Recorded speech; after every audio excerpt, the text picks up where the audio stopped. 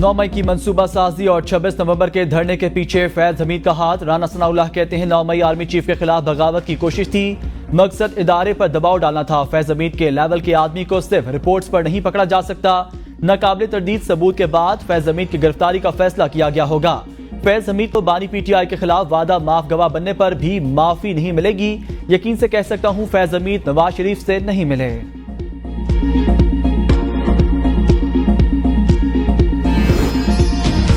General Bajwa को extension देने पर कौम से माफी मांगते हैं रहनुमा पीटीआई असद कैसर। कहते हैं चीफ जस्टिस की मुद्दत मुलाजमत में तौसी किसी सूरत कबूल नहीं, एक्सटेंशन का मामला होना ही नहीं चाहिए। 1 पॉइंट एजेंडे पर तमाम जमातों को इकट्ठा करना चाहते हैं। हुकूमत के दिन थोड़े दिसंबर तक चीजें लिपट जाएंगी। बानी पीटीआई का मुकदमा फौजी अदालत में गया तो फिर भरपूर एहतजाज करेंगे।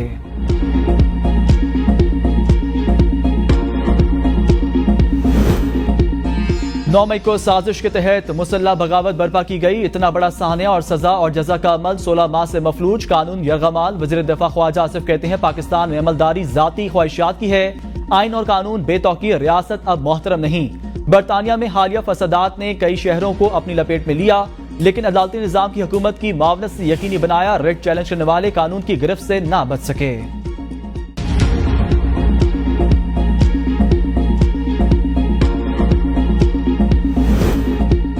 बानी पीटीआई का बरतानवी वजीर आजम से पाकिस्तान में जमहूरियत को खतरात पर आवाज उठाने का मुतालबा। बरतानवी टीवी को इंटरव्यू में कहा बरतानवी वजीर आजम और काबीना सोचें अगर उनका मैंडेट चुरा लिया जाए तो वो क्या महसूस करेंगे। सोचें अगर सिर्फ 18 सीटों वाली पार्टी आपका मैंडेट गस्ब कर ले। जमहूरियत को खतरात पर दुनिया बरतानिया की तरफ देखती है। मुझे 8 फीट के डेथ सेल में रखा गया है जिसकी मुस्तकिल निगरानी की जाती है। इबादत, मुताला और वर्जिश ने इन हालात में भी मुझे मजबूत रखा। मुस्तकबिल की जद्दोजहद के लिए ज़हनी और जिस्मानी तौर पर तैयार हूँ।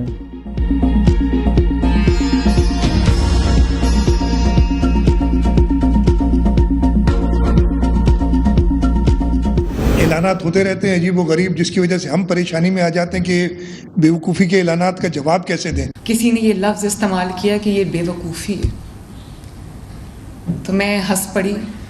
मैंने कहा कि करप्शन का पैसा जेब में डालना, प्रोटोकॉल पे पैसे खर्च करना, जहाज़ों पे, हेलीकॉप्टर्स पे, गाड़ियों के कॉन्वॉयज़ पे, तनख्वाहों में, घरों पे, ये बेवकूफ़ी नहीं है। आवाम को रिलीफ देना बेवकूफ़ी है। बाकी सूबे भी हम बिस्मिल्लाह करें, वो उसमें अपने सूबे के अवाम को ये रिलीफ दे सकते हैं। बिजली बिलों में रिलीफ पर तनकीद, बात बढ़ गई, वजीर आजम भी बोल पड़े। शहबाज शरीफ कहते हैं पंजाब का रिलीफ का वफाकी हुकूमत से कोई लेना देना नहीं।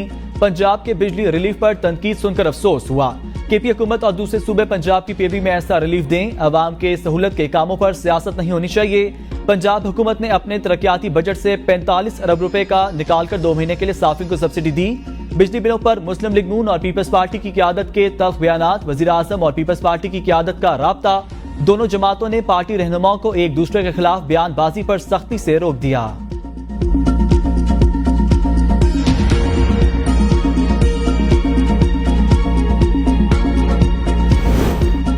क्या अवाम को रिलीफ देना बेवकूफ़ी है? वज़ीर आला पंजाब मरीम नवाज का वज़ीर आला सिंध मुराद अली शाह पर जवाबी वार। अवाम को बिजली बिलों में 45 अरब रुपए का रिलीफ दिया, कहा जा रहा है यह शॉर्ट टर्म रिलीफ और बेवकूफ़ी है। क्या करप्शन का पैसा और प्रोटोकॉल में घूमना दुरुस्त है? कम अज कम 2 माह तक अवाम सुकून से गुजारेंगे। ये कलील मुद्दती रिलीफ नहीं, इसके बाद बहुत बड़ा शमसी तवानाई का मंसूबा ला रहे हैं जो हमेशा के लिए सार्फिन को ज्यादा बिल से निजात देगा। हमने बच्चों के हाथ में पेट्रोल बम और पत्थर नहीं दिए। लैपटॉप स्कीम दोबारा शुरू करने जा रहे हैं।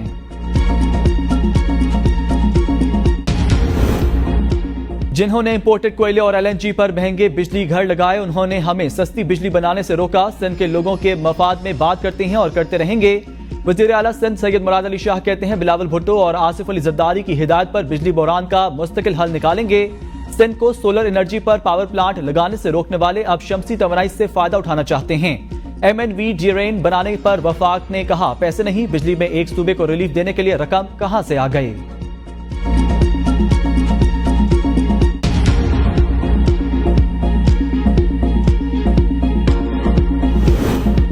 कारसाज हादसे में बाप बेटी समेत 7 अफराद को कुचलने वाली मुलजमा का 1 दिन का रिमांड। पुलिस ने मुलजमा को अदालत पेश ना किया। तफ्तीशी अफसर मुलजमा की मेडिकल रिपोर्ट भी अदालत में जमा करा दी।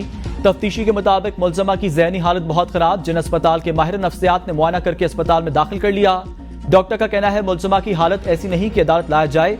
डॉक्टर की हिदायत के मुताबिक मुलजमा को आज अदालत पेश नहीं किया जा सकता। मुलजमा नताशा का 1 दिन का जिस्मानी रिमांड मंजूर। वकील ने कहा मेरी मवक्ला की ज़हनी हालत ठीक नहीं, वो जिना अस्पताल में जेर इलाज हैं, इसे जमानत दी जाए। अदालत ने कहा मुलजमा की पेशी के बगैर जमानत नहीं दी जा सकती। अगर मुलजमा पेश करने के काबिल कबूल नहीं तो मेडिकल सर्टिफिकेट मुतलका अदालत में पेश किया जाए। अदालत ने पूछा क्या गिरफ्तारी के वक्त मुलजमा का ड्राइविंग लाइसेंस कब्जे में लिया था। तफ्तीशी ने नफी में जवाब दिया। वकील ने कहा मेरी मवक्ला के पास पाकिस्तानी नहीं यूके का लाइसेंस है। अदालत ने इस्तफसार किया यूके का लाइसेंस पाकिस्तान में काबिल कबूल कैसे होगा।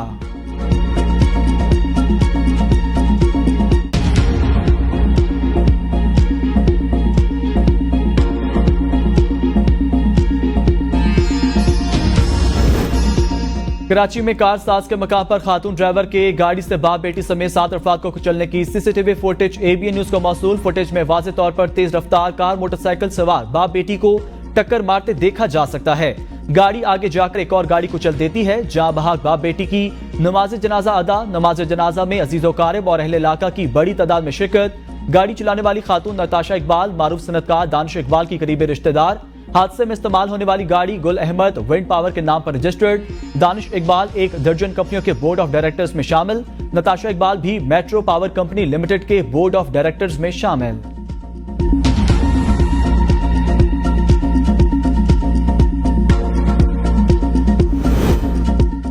रिश्तेदारों से मिला तो पता चला एफआईआर तब्दील कर दी गई। आलमगीर खान की कारसाज में जहां बहाक बाप बेटी के अहले खाना से मुलाकात के बाद गुफ्तगू। कहा सियासी पुलिस एक टैक्स पेयर की हिफाजत करे, उनकी मुलाजमत ना करे।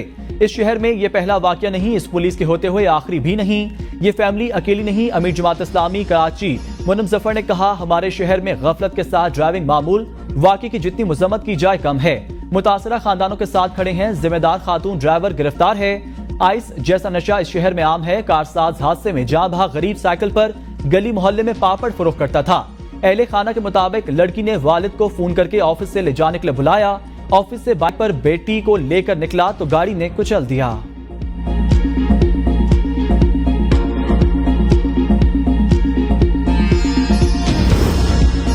पीटीआई 22 अगस्त को तरनोल इस्लामाबाद में जलसा करने को तैयार। सुन्नी इत्तेहाद कौंसिल, मजलिस वहदतुल मुस्लिमीन और दीगर इत्तेहादी जमातों की शिरकत भी मुतवक्के। पीटीआई अवाम की बड़ी तादाद की शिरकत के लिए पुरुमीद। जलसे से बैरिस्टर गौहर, महमूद अचकजई, उमर अयूब खान, साहबजादा हामिद रजा, इलामा राजा नासिर अब्बास और दीगर खिताब करेंगे।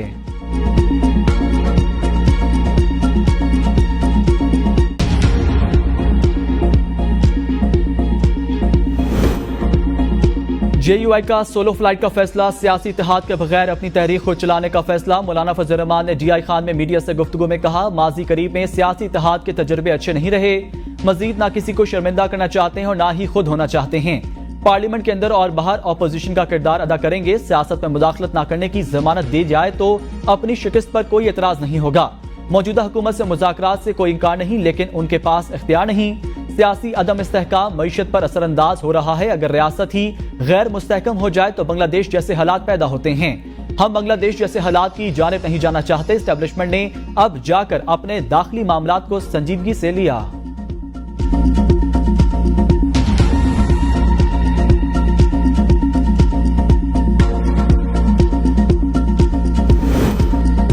एहतसाब अदालत इस्लामाबाद में बुशरा बीबी और बानी पीटीआई के खिलाफ एक और रेफरेंस दायर। नैब ने तोशाखाना 2 रेफरेंस दायर कर दिया। नैब ने बुशरा बीबी और बानी पीटीआई से अडियाला जेल में तफ्तीश की थी। तफ्तीशी अफसर मोहसिन हारून, केस ऑफिसर वकारुल हसन ने रेफरेंस दायर किया। तोशाखाना 2 रेफरेंस 2 वॉल्यूम पर मुश्तमिल है। रेफरेंस का रजिस्ट्रार एहतसाब अदालत जायजा लेंगे। एतराजात दूर करने के बाद रेफरेंस एहतसाब अदालत के एडमिनिस्ट्रेटिव जज को भिजवाया जाएगा। एडमिनिस्ट्रेटिव जज रेफरेंस पर खुद समात या किसी दूसरे एहतसाब अदालत को मुंतकिल करने का फैसला करेंगे। तोशाखाना 2 रेफरेंस में 22 गवाहों के नाम सामने आ गए।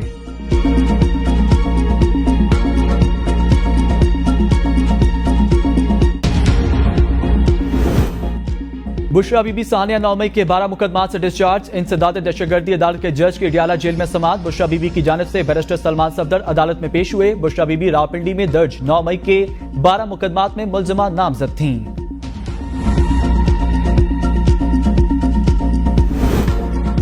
बानी पीटीआई की जेल में मुबैना सहूलतकारी का इल्जाम। 2 खवातीन समेत 6 जेल मुलाजमीन जेर हिरासत। मोबाइल फोन भी कब्जे में ले लिए गए।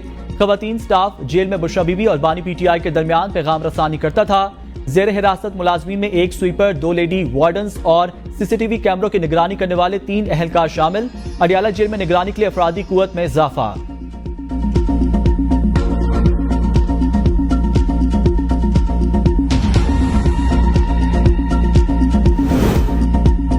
छोटे भाई ने बिजली महंगी की, बड़े भाई ने 2 माह के लिए बिजली सस्ती कर दी। मरीम नवाज की तकरीर सुनकर अफसोस हुआ। सियासत में भी कर सकता हूं, लीडर का विजन 2 माह की बिजली सस्ती करना नहीं होता। अवाम को मुस्तकिल रिलीफ दिया जाए। सिंध के वजीर शर्जील इनाम मेमन की प्रेस कॉन्फ्रेंस, कहा शहबाज शरीफ की हुकूमत वफाक में है, रेट पूरे पाकिस्तान में बढ़ाए और बिजली सस्ती सिर्फ पंजाब में हुई। बिजली के बिल हुकूमत सिंध ने नहीं बल्कि वफाकी हुकूमत ने बढ़ाए। बेनजीर भुट्टो की हुकूमत को साजिश के तहत खत्म किया गया। उसके बाद नून लीग की हुकूमत आई और थरकोल प्रोजेक्ट बंद कर दिया गया। थरपाकर के कोयले को नून लीग इस वक्त बंद ना करती तो आज तवानाई का बहरान ना होता। थरकोल प्रोजेक्ट से सिंध हुकूमत को नहीं अवाम का फायदा था। पीपल्स पार्टी थरकोल प्रोजेक्ट पर खर्चा पूरे पाकिस्तान के लिए कर रही है। हम हुकूमत का हिस्सा नहीं है, सिर्फ सपोर्ट किया था। हमारी लीडरशिप की सोच इलाकों तक महदूद नहीं, नेशनल सोच है।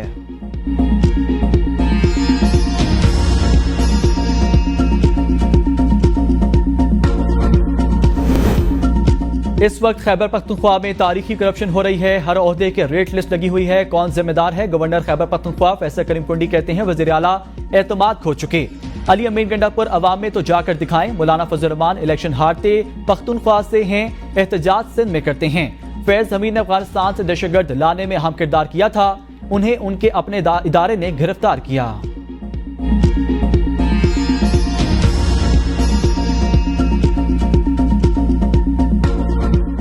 जिनकी दुआओं से अल्लाह ताला ने मुझे इज्जत दी और मैंने पूरी दुनिया में पाकिस्तान का नाम बुलंद किया। तोहफा तो तोहफा ही होता है, चाहे वो छोटा सा हो चाहे वो बड़ा सा हो। पाकिस्तानी कौम जो है माशाल्लाह वो मुझे इतनी इज्जत दे रही है, मुझे प्यार मोहब्बत दे रही है, तो मेरे लिए सबसे बड़ा तोहफा यही है। ज्यादा क्रिकेट की वजह से डांटते थे, लेकिन जो मैं एथलेटिक की गेम स्टार्ट की है तो फिर नहीं डांटते थे, कहते यार क्रिकेट को छोड़ के ना एथलेटिक में आओ। Olympics gold medalist Arshad Nadeem बने एबीएन के मेहमान। पेरिस में कामयाबी के झंडे गाड़ने के बाद स्पोर्ट्स शो को पहला interview. Gold medalist Arshad Nadeem का एबीएन न्यूज को खसूसी इंटरव्यू। कहा भारतीय खिलाड़ी नीरज चोपड़ा को पाकिस्तान आने की दावत दी है। क्रिकेट खेलने पर डांट पड़ी तो जेवलिन थ्रो शुरू कर दी। सर्जरी के बाद रिकवरी बहुत मुश्किल थी। पाकिस्तान का नाम दुनिया में नाम रोशन करने पर बेहद खुशी हुई। यकीन था कामयाबी के लिए दुआ करेंगे, इतनी इज्जत मिलेगी ये नहीं सोचा था। कौम ने जो इज्जत दी ये मेरे लिए सबसे बड़ा तोहफा। वजीर आला पंजाब से जेवलिन थ्रो के लिए ग्राउंड बनाने की दरख्वास्त की है।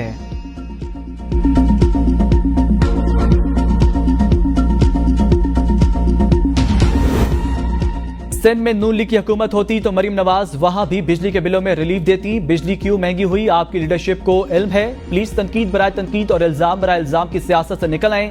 वज़ीर इत्तलात पंजाब असमा बुखारी का शर्जील मेमन की प्रेस कॉन्फ्रेंस पर रद्द-ए-अमल। कहा पीपल्स पार्टी भी पंजाब के अवाम से इस कदर तासुब का मुजाहरा करेंगी, ये सोचा नहीं था। अगर आपको खिदमत का मौका मिला है तो अवाम की खिदमत करें। मरीम नवाज तो पंजाब की खिदमत करेंगी, इससे उनको कोई भी नहीं रोक सकता। नून लीग ने मुल्क से लोड शेडिंग का खात्मा किया, तवानाई बहरान का मसला भी हल करेंगे।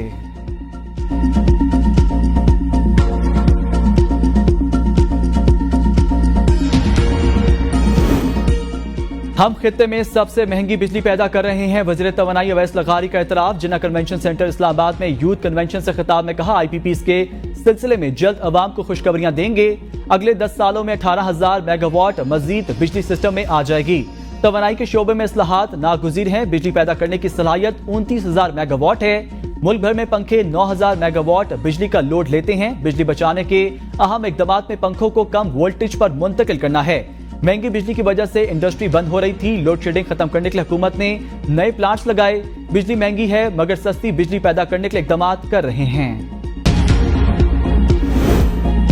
अगर कोई नफरत अंगेज तकरीर करता है तो इससे कानून के मुताबिक निपटें। इसमें भाइयों का क्या कसूर है? जस्टिस मियां गुल हसन औरंगजेब के अजहर मशवानी के भाइयों की बाजियाबी के केस की समाअत में रिमार्क्स। कहा बाप बेटे का और बेटा बाप का जिम्मेदार नहीं ठहराया जा सकता। हम बहुत मुश्किल वक्त से गुजर रहे हैं। सेक्रेटरी दाखिला, पुलिस, वजारत दिफा और FIA कह रही है हमारे पास नहीं। उनको अगर किसी आम आदमी ने या स्टेट से मुतल्लिका एहलकारों ने लापता किया तो दोनों जराइम हैं। उम्मीद है अटॉर्नी जनरल की कोशिश से ये लोग रिकवर होंगे। जितने लोग इस हुकूमत में लापता हो रहे हैं उतने ही पिछली हुकूमत में हो रहे थे। हमें आइन और कानून को देखकर फैसला करना है। अदालत ने अजहर मशवानी के भाइयों के अगवा की CCTV फुटेज तलब करते हुए समाअत जुमरात तक मुलतवी कर दी।